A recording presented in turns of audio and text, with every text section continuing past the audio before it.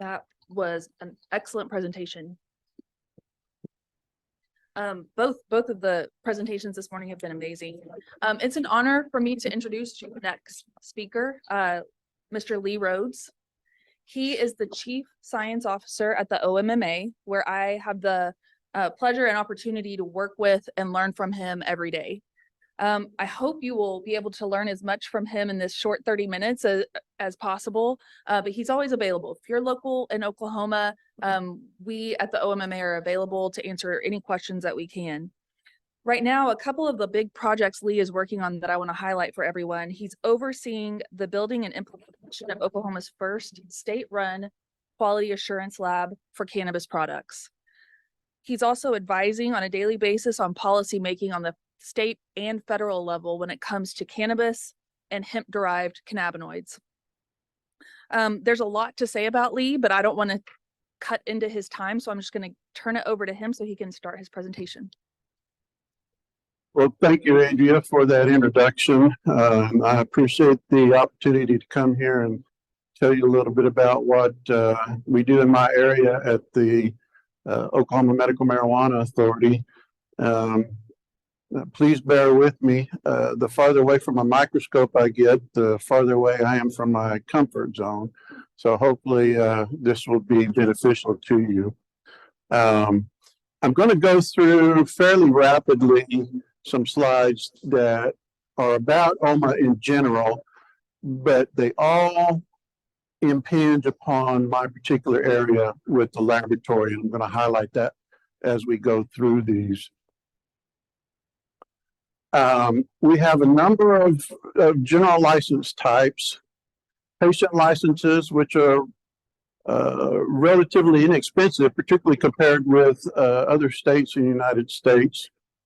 $100 application fee for 100% disabled veterans and people on Medicare or Medicaid. There's a financial consideration made for them as well. We have what's called a caregiver license, where you can possess and distribute marijuana on behalf of someone else. And then, as you can see, we have a number of commercial licenses in the state. Growers, processors, dispensaries, commercial transporters. That's a company set up just to distribute marijuana from one licensee to another. Then laboratories, the area that I'm responsible for, waste, research, and education. And we frankly don't have very much in the way of licensee base for research and education. There's currently one research licensee and no education licensees active. Tie that information to those license types to this slide here, and you can see the size of this market within the state. This is data as of last August, but 352,000 citizens of Oklahoma possess a medical marijuana card. Sounds like a lot. Essentially 1/10 of Oklahoma's population. We have 11,000 businesses with licenses, and then roughly 1,400 caregivers who may be, again, as I mentioned, handling, distributing, producing marijuana for a number of patients. So there's a total of 364,000 individual licenses issued. Now that has gone down a little bit year over year, but it's still obviously quite high. One of the things that on this slide I wanted to point out is the second bullet point. Use of medical marijuana is required to be considered equivalent to any other medication. And that sets the basis of the testing portion of what we do. We treat it as a medicine. I want to talk a little bit about compliance, not go into it too much. The first bullet point, we're tasked with conducting up to 2 compliance inspections for each licensed business per year. and that includes laboratories. And when we get to that portion of the presentation, it will become clear why we have to inspect these laboratories at least twice a year. Also, the last bullet point, all licensees, commercial licensees, are required to utilize the state's inventory tracking system. It currently that contract belongs to a company called Metric, METRC. Part of that inventory system is where the results of laboratory testing for each product reside, and whether or not that product is permitted to be sold or transferred based upon its testing status. Here's how medical marijuana flows through the state of Oklahoma. It starts with the grower. The grower has the most options for who they can sell or transfer to other growers, to a processor, to be converted into medical marijuana products, or directly to a dispensary. Processor can only sell or transfer to another processor or a dispensary. A dispensary is the only license type that can actually sell to a medical marijuana patient. But where this testing plays into this is that at every transfer point upstream from the dispensary, if that product is going from one license to another, it has to be tested. So there is a very rigorous testing requirement in place for a product to move from one license type to another. The only thing on this I wanted to bring out, there's a number of packaging and labeling requirements for medical marijuana products for commercial transfer sale. The one I want to note on here the most is that each package has to have THC and terpene potency on the label itself. And I'll be coming back to that subject a little bit later. Well, I won't really go over too much of these. One thing, when they do get the opportunity to talk about this, is that last bullet point, advertising promotion that would reasonably be expected to induce minors to purchase or consume medical marijuana or medical marijuana products is prohibited. That's not directly related to testing, but as some of the statistics that were presented earlier, particularly in the first presentation, the increase of exposure and incidence is mirrored by what children are getting access to medical marijuana in the home. I put this up there every time I have the opportunity to talk to people, that we do have a way for people to report concerns to OMA. It's on our website. There's a business complaint form. People can submit something anonymously. We have an extensive department that monitors these, and it's not at all infrequent that we get a complaint about a laboratory. There's not much in licensing that we need to go into outside of particular to, before you can obtain a medical marijuana testing laboratory license, we will go out and do an on-site inspection just to make sure that from the starting point, you have the equipment, policies and procedures and quality assurance mechanisms in place to at least get started to be able to turn out quality lab results. We'll skip past these. There is a mechanism to verify whether a patient has a valid medical marijuana card. Access the OMA website, omaverifyok.gov, and can plug in that medical marijuana license number, and it will tell you if it's valid or not. What it won't tell you is who that person actually is. So now we'll get into the required laboratory testing. Why test? The two previous discussions this morning talked about benefits, possible negative effects, of cannabis, marijuana, medical marijuana. In terms of the therapeutic agents themselves, CBD or Delta-9 THC. And we heard a little bit about the different routes of consumption: smoking, inhaling, ingestion, edibles, topical application. What our testing program is set up to do is not only analyze the concentration of cannabis, marijuana, phytocannabinoids present, we also are concerned with what may be piggybacking on those products that may be harmful to people when they consume these. And we base our rules upon the various types of medicinal, how the delivery of the medicine takes place. For example, and not only just what that compound is itself, but what effect that delivery mechanism may have. And on here I have the example of microbutanol. That is a pesticide, specifically a fungicide. And think in terms, as I talk about this, that all of these medical marijuana products start out as an agricultural product.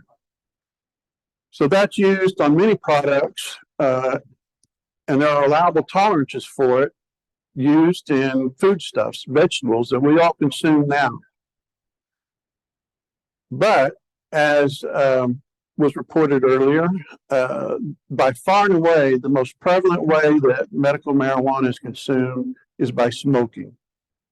And microbutanol, when burned, produces hydrogen cyanide. So we not only have to be concerned with the cannabinoids themselves and what the accuracy of the amount that's there is, but what else might be there and that might be harmful depending upon the way that you consume the medical marijuana. These are the broad categories that we test for. We test for pathogenic biological agents, toxins, specifically mycotoxins that are produced by funguses, residual solvents that may be remaining after the manufacturing process has been underway, heavy metals, pesticides, foreign materials and filth, cannabinoid concentration, and terpene concentration. Now, this is not really very different than the testing requirements for food, for other medicines that are produced. Terpenes and cannabinoids obviously are different, but every therapeutic agent, you test for the concentration of that agent in that particular medicinal product. Specifically for microbiological testing, there are known pathogens that are associated with cannabis cultivation, particularly yeast and mold. And there are several species of Aspergillus, very ubiquitous in nature. It's probably all around us right now. But again, when you're ingesting these directly into your lungs, you have no defense mechanism in place to keep that from accessing your system. These can become very dangerous. On the first slide, that I'm particular about this one. On that first slide, if you notice, one of the letters after my name was MT for medical technologist. And I've spent many an hour looking over the shoulder of a pathologist doing surgical growths, and I've happened to see aspergillomas in lung tissue. So I've experienced and seen that these can be there and be a problem. Candida albicans is a common yeast pathogen for humans. We also have a category of total yeast and mold that just we do an analysis to see, not specifically, but just how much of those are present. We have a threshold for those. Then certain pathogenic bacteria, again, known to be associated with marijuana, sugar-producing E. coli, Salmonella species, Staph aureus, Pseudomonas aeruginosa. Which ones of these we test for, again, depends upon the type of product and kind of utilize a risk assessment on whether or not we need to look for these in those products. Mycotoxins, as I mentioned a while ago, are produced by fungus organisms. The thresholds that we utilize, we took from a publication by the USP that has a cannabis expert panel in place. And these were published in a journal article, USP Consideration for Quality Attributes in the Journal of Natural Products. So that we mirrored those recommendations in our rules. This is required for production batches of medical marijuana in Oklahoma. The rationale being that the process of extracting cannabinoids from plant material most likely is going to remove the actual organisms, but the mycotoxins may still remain. So that's why we require testing for mycotoxins at that stage in the production process.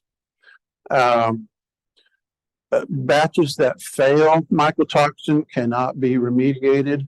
Therefore, they're not eligible to be sold or transferred or anything else done with them outside of be sent to a waste facility.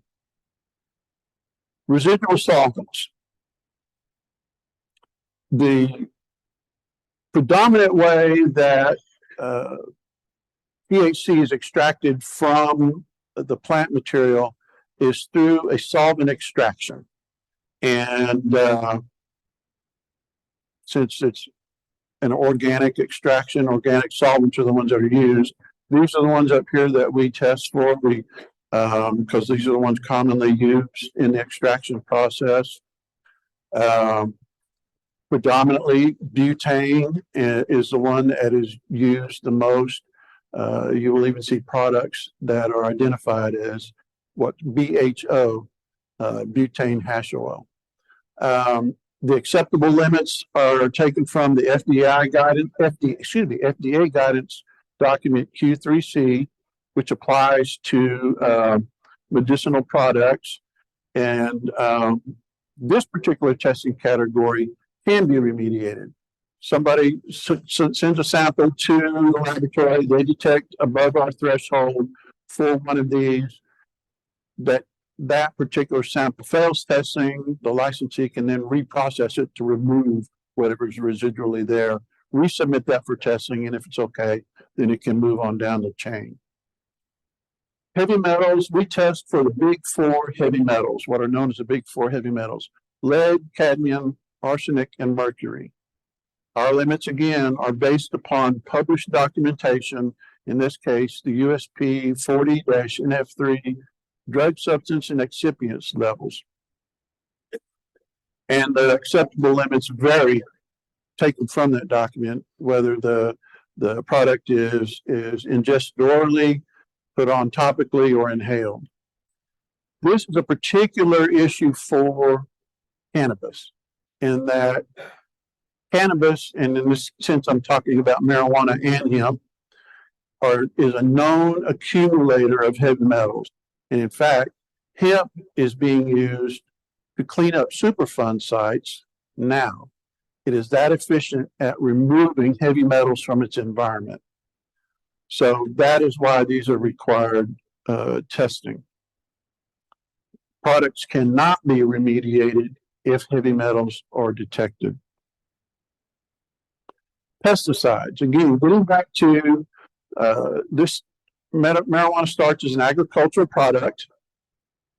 The beneficial nature of the plant also makes it very amenable to contamination from molds, bacteria,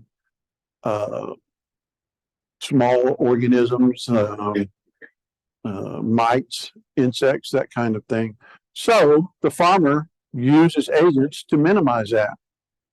The problem with that is that all acceptable levels for pesticides is controlled by the EPA, and there are no acceptable limits established for marijuana. Consequently, there really can't be any in there. So that's the basis of why these are tested. There's kind of a drawback to that in that there's no instrument that is capable of detecting all the way down to zero, that there's absolutely none there. So our thresholds are based upon what is statistically you can quantify on a regular routine basis. And as technology improves, or the federal government actually establishes guidelines, we will probably continue to lower those thresholds.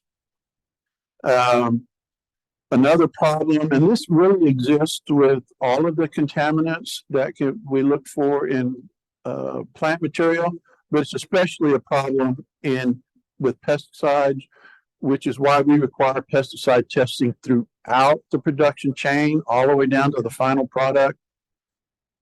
When you think about it, every step from the plant downstream concentrates what the material that's in that plant is. As you extract it, you concentrate the THC, all the cannabinoids, and then any contaminant that's in there. So a plant material that may have passed pesticide testing, once it's gone through the extraction process, that level may be too high. So that's why we test that. And our experience has been, even in final products, edibles, cookies, candies, we have detected pesticides. A couple of other things: foreign materials, filth, water activity, moisture content. We look for evidence of inorganic things, glass, metal shavings, that can be there from poor lackadaisical harvesting and manufacturing processes. We base those upon the American Herbal Products Association's guidelines. Water activity, which is a determination of how much water is available for microbial growth to occur. While we do require testing for microbes are not ubiquitous. You know, you can run a swab on the palm of your hand and run a swab on your knee and come up with different amounts. That's true in the marijuana plant. So while testing may show that particular sample was fine, there may have been just enough that over time, overgrowth of microorganisms can occur. So that's why water activity is measured. If the water activity is below a certain level, then it can't support that microbial proliferation. And then moisture content, the basic reason we require that is that tells the consumer that the product was properly cured when it was packaged. And then non-contaminants, but the therapeutic agents themselves, cannabinoid and terpene concentrations. The key thing I want everybody to understand, and I'm sure you probably already know this, total THC concentration determines the value of a product, not whether that product is good for you at that THC concentration or not. That's the patient's concern, but that's not anybody else's concern. They want maximized THC. And that, frankly, is a large problem. There is a safety aspect to the accuracy of THC measurements. As consumers become aware of the effects of THC is dose dependent. So as patients become aware of a certain level of cannabinoid produces an effect that they want, or it doesn't, then they, in essence, they dose themselves. They titrate their own amount that they consume, and therefore minimize any of the side effects as best as they can. Well, if that package isn't properly labeled, they're never going to know. It's going to be no way for them to gauge whether they're getting too much or too little. And the pressure, again, is to put the maximum amount on there that the grower producer wishes to have so that they get the most money. And that's actually a problem. Because the incentive is for a lab to maximize that THC result. And there are a number of things that a laboratory can do or will do to do that. And then there's the economic aspect. If a marijuana flower is labeled as 25%, but it's really 18%, they're not getting their money's worth. THC content in conjunction with blends of terpenes. I know Dr. Sandbar has a lot of knowledge in this area. Have what's called the entourage effect. Certain combination of THC and terpenes produces a certain effect. And so again, accuracy in the terpene analysis is very important. There's an incentive to bump up the amount of terpenes that may actually be there. And then a new phenomenon, hemp-derived THC analogs are becoming common in the marketplace, most in and of themselves, but they're also making their way into the medical marijuana program. So, and those can be intoxicating. And the way those are manufactured, again, to kind of go back to the idea, it's not just a therapeutic agent itself, but what may be accompanying that as you're consuming it. A lot of these things we don't even really know what are in those products. So we need to know is, for instance, Delta 8, which is an analog. If it's there, you know it didn't get there naturally. So what other side effects or what other harmful effects may be coming from that? Here's an idea of, give you an idea, particularly if you look at the far right column, year-to-date average for the contaminants, heavy metals, pesticides, and microbials.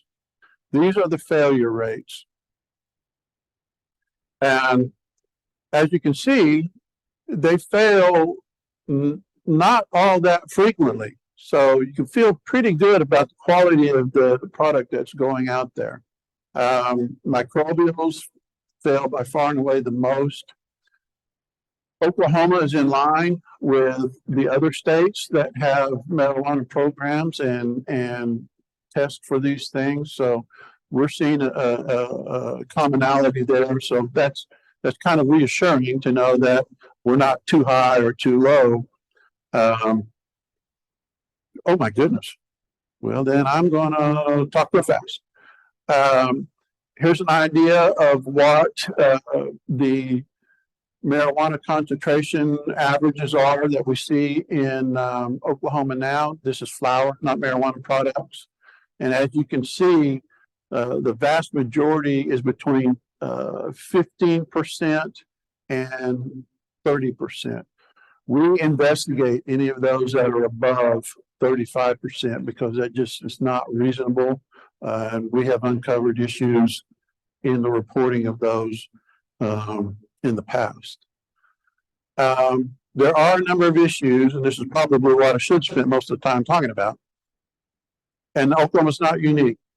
The accuracy of results can vary greatly from lab to lab, particularly true for cannabinoid concentration. And again, the incentive is not necessarily to be accurate, but to give the highest amount that you can.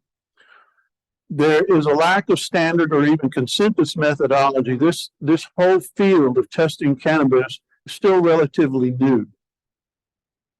And a lot of the consensus bodies that develop and publish methodologies just simply haven't done that yet. Now that's improving, that's changing rapidly, but it's still not there yet. Lab shopping is a major issue because of this variability. The grower's going to go where he can get the highest. And once word gets around that this lab is giving higher results than another one, all the other labs are going to have to do what they can to compete. So what we're doing, we've got in place a quality assurance program, setting standards through a rulemaking process. We recently finished up an exercise in doing that in conjunction with my area and some of the commercial laboratories. We came together to come up with more rigorous standards in the testing process. Those have been signed into rule by the governor. They take effect June 1 of next year. And from the beginning, my area has established interactions with the commercial laboratories. We've held roundtables to try to figure out what our different issues are and how we can address them together. The idea being that if we can level the playing field, then we're not worrying about this lab over here doing something that everybody else is not doing. Just kind of brings a little bit more light onto what's going on in each laboratory. And then recently we've been given the authority to open up our own laboratory, as Adrian mentioned a while ago. That process is underway. We've begun that. We are going to be housed in some laboratory space that Department of Agriculture has, that they've discontinued one laboratory, so we have an established laboratory space. Will produce the ability for us to work with a sister agency, Department of Agriculture, on similar issues. And that's it. We have taken action against several laboratories for their practices. Thank you.